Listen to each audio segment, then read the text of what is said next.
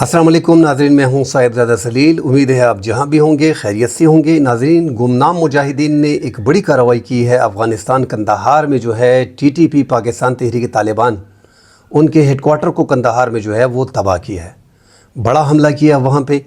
इस बारे में बात करेंगे। साथ नाज़रीन, कुरम में तकरीबन 200 दिनों से, आप 200 दिन शुमार कर लें, वहाँ पे जो है 7-8 महीनों से सड़क बंद है और 5 लाख की आबादी जो है वो महसूर होकर रह गई है। 1000 बंकर दोनों अतराफ से अब तक जो है वो मस्मार कर दिए गए हैं। इस पे डिटेल से बात करेंगे। नाज़रीन, बात करने से पहले देखने वालों से गुजारिश है कि जिन्होंने हमारे चैनल को सब्सक्राइब नहीं किया, काइंडली वो चैनल को सब्सक्राइब करें, और अगर वीडियो पसंद आती है तो लाइक और शेयर ज़रूर कर दीजिएगा। नाज़रीन, अफ़गानिस्तान के जुनूबी शहर कंदाहार, जहाँ पे मुल्ला हैबतुल्लाह अखुंज़ादा जो सुप्रीम कमांडर हैं अफ़गान तालिबान के, और उनकी ही हुकूमत, असल में जो वज़ीर आज़म है अफ़गानिस्तान के वो मुल्ला हसन अखुंद हैं, मगर जो कंट्रोल इस टाइम पे है वो अमीरुल मोमिनीन के पास है, जो मुल्ला हैबतुल्लाह सरपरस्त आला अफ़गान तालिबान के हैं। उनके शहर में कंदाहार में बहुत बड़ा धमाका हुआ है, और कहा जा रहा है कि ये धमाका जो है वो पाकिस्तान तहरीक तालिबान, जो टीटीपी के शिद्दत पसंद हैं, जो कंदाहार में मौजूद है, उनके हेडकोार्टर पे किया गया है।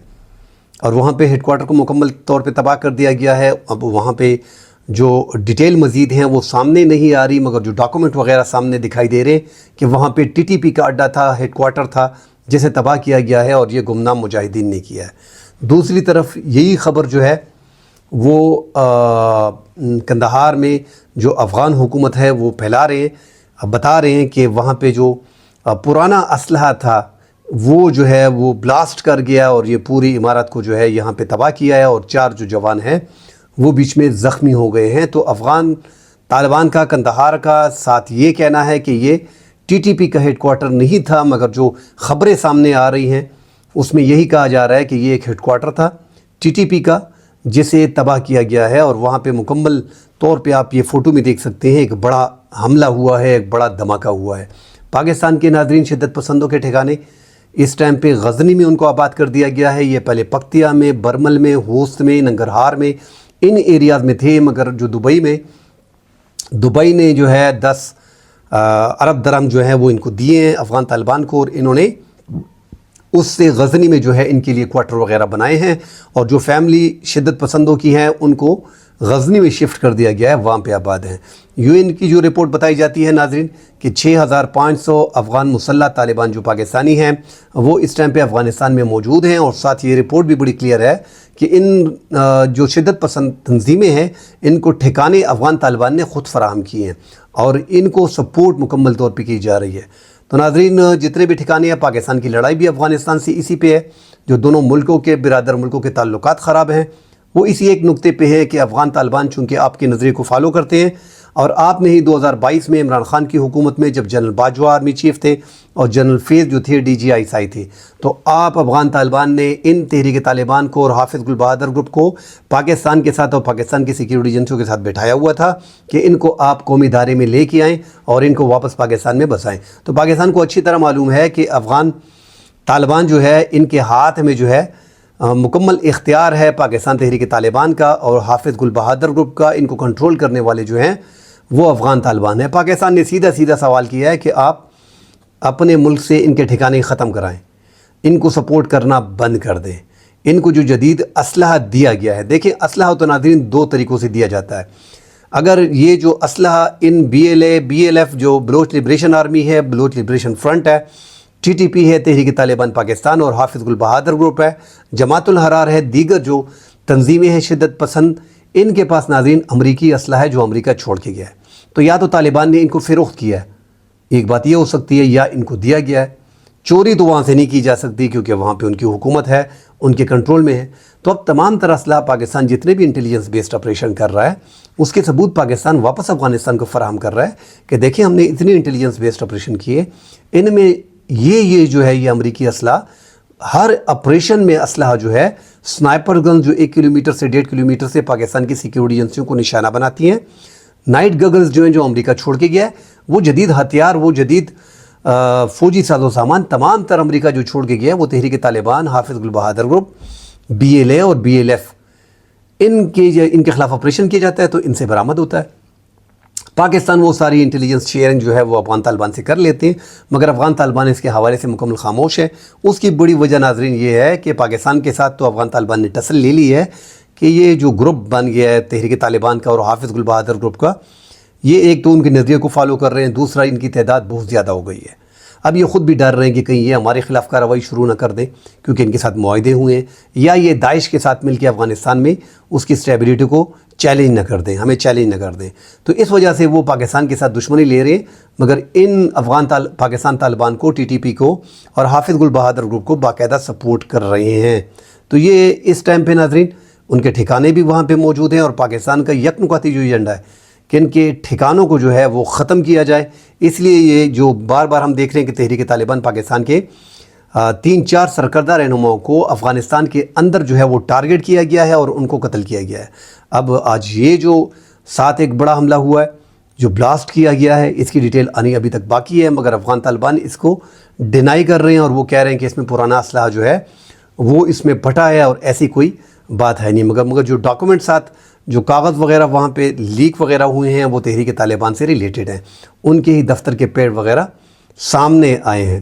لیکن ساتھ جو دوسری بڑی خبر ہے، کورم میں حالات بڑے خراب ہیں، ابھی تک اس حالات کو کنٹرول نہیں کیا جا سکا۔ وفاقی حکومت اور صوبائی حکومت اس معاملے میں مکمل طور پہ ناکام رہی ہے۔ ریاست کا کام ہوا ہے، ریاست کا جو مین کام ہوتا ہے کہ عوام کو یہ جو مسائل ہیں، سڑکیں بند ہیں، کم از کم سیکیورٹی وہاں پہ فراہم کرے تاکہ عوام سیفلی اپنے علاقوں میں رہ سکے۔ مگر اب تک وفاقی حکومت، سیکیورٹی ادارے اور صوبائی حکومت، انہوں نے اب تک کورم میں امن و امان کی صورتحال کو کنٹرول نہیں کیا۔ ٹھیک ہے، دونوں اطراف سے جو کوہاٹ میں جو معاہدہ ہوا ہے اس کے مطابق مسماری کا عمل جاری ہے۔ جو شیعہ کمیونٹی کی اور سنی کمیونٹی کے بنکر سے، کنکریٹ کے بنکر سے ان کو بم لگا کے جو ہے وہ تباہ کر دیا گیا ہے۔ اب تک تقریباً 1000 بنکر کو تباہ کر دیا گیا ہے، جس میں ناظرین 653 اپر کورم میں اور 353 جو ہے وہ لوور کورم میں انہیں جو ہے وہ تباہ کر دیا گیا ہے۔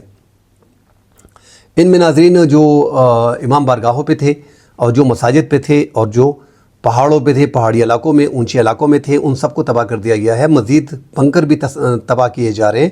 ساتھ ناظرین دونوں جرگہ ممبران کے جو افراد ہیں وہ معاہدے کے ساتھ جنہوں نے دستخط کیے ہیں ان کی رضامندی کے ساتھ اور ان کی کوششوں کے باعث یہ بنکر جو ہیں وہ مسمار کیے جا رہے ہیں۔ بڑی مہنگائی ہو گئی ہے ناظرین۔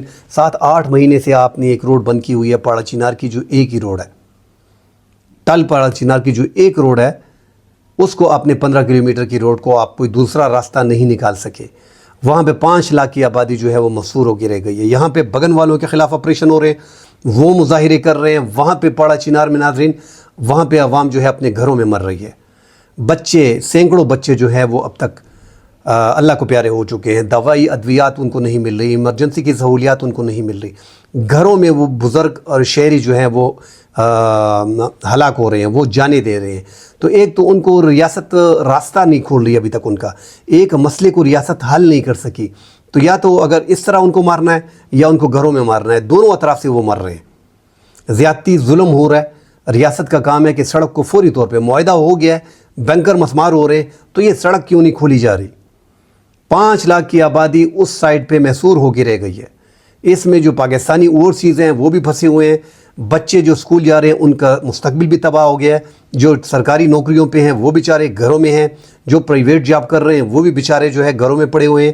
تو بڑی مشکلات آ رہی ہیں، خواتین کو مشکلات آ رہی ہیں۔ پیٹرول وہاں پہ نایاب ہو گیا، ڈیزل وہاں پہ نہیں مل رہا ہے۔